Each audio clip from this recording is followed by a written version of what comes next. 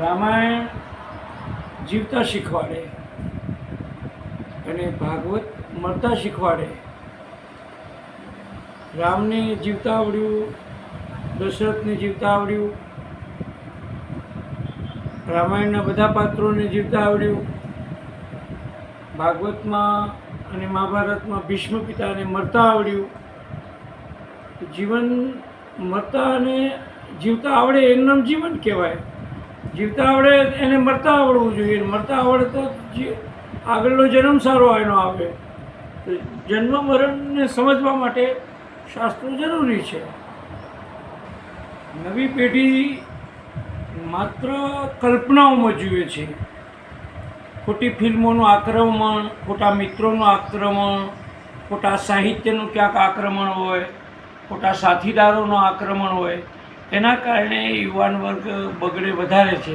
બગડવાના પરિબળો વધારે છે, સુધારવાના પરિબળો ઓછા છે. અને જે છે એમાંથી કંઈ પ્રેરણા લેવી નથી સારા છે એમાં. એટલે આજનો યુવાન જીવન ચરિત્રો વાંચવા તૈયાર નથી.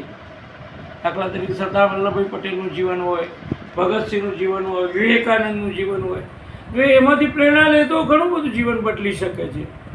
પણ ફેન્ટેન્સીમાં જીવે છે યુવાન વર્ગ, એટલા માટે બદલે છે.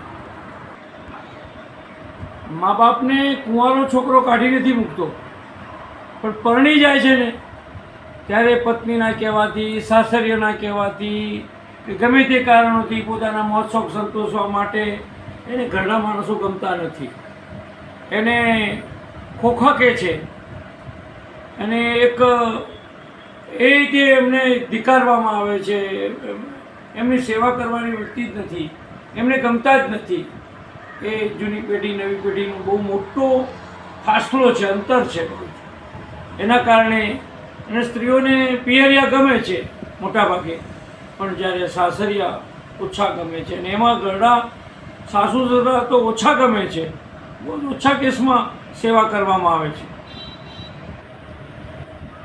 એક શ્લોક છે કે ગીત શાસ્ત્ર વિનોદેન કાલો ગચ્છતિ ધીમતામ વ્યસનેન તુ મૂર્ખાણામ નિદ્રયા કલે. સારા માણસોનો સમય ગીત શાસ્ત્ર અને વિનોદમાં પસાર થાય છે. મૂર્ખાઓનો સમય વ્યસનમાં, નિદ્રામાં, નિંદામાં, ક્લેશમાં, ખરાબ પ્રવૃત્તિમાં વીતે છે. એટલે વ્યસનનું આક્રમણ વધારે છે. પરિબળો જ એવા છે કે સાત્વિક વસ્તુનું ખાવાનું, સાત્વિક વિચારવાનું, સાત્વિક જીવવાનું, સાત્વિક વાંચવાનું માણસને ગમતું જ નથી. એટલે માણસ ગમને ભૂલાવવા માટે વ્યસન તરફ મળે છે. વ્યસનથી કદાળો શાંતિ ન પ્રાપ્ત થાય. શાંતિ તો ધ્યાન, વાંચન, શ્રવણ, આત્મચિંતન વગેરેથી શાંતિ પ્રાપ્ત થાય. નારીનો ધર્મ પોતાના સાસરિયા, પતિ, પરિવાર, સગા સાથે તાલમેલથી જીવવું અને જીવવા દેવું એ બહુ અગત્યનું છે એના માટે. અને નારી ઉપર બહુ મોટો આધાર છે. સ્વામી વિવેકાનંદ એ કહેતા હતા કે જો તમારે સારો દેશ જોઈતો હોય તો મને સારી માતાઓ આપો, સારા પોલાદી સ્નાયુવાળા યુવાનો આપો.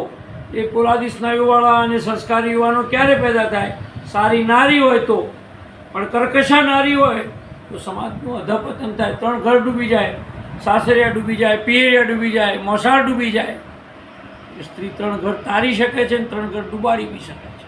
સાચો વિદ્યાર્થી ભણે, વિચારે, બીજાને સારું ભણાવે, સારો સંગ કરે, સારું વાંચન કરે, પોતાના અભ્યાસને વફાદાર રહે, ગુરુજનોને વફાદાર રહે, મિત્રોને વફાદાર રહે, માતા પિતાને, વડીલોને વફાદાર રહે અને સાત્વિક વાંચન કરતો રહે, ચિંતન કરતો રહે, અભ્યાસક્રમ કરતો રહે. એ જ વિદ્યાર્થીનું લક્ષણ છે.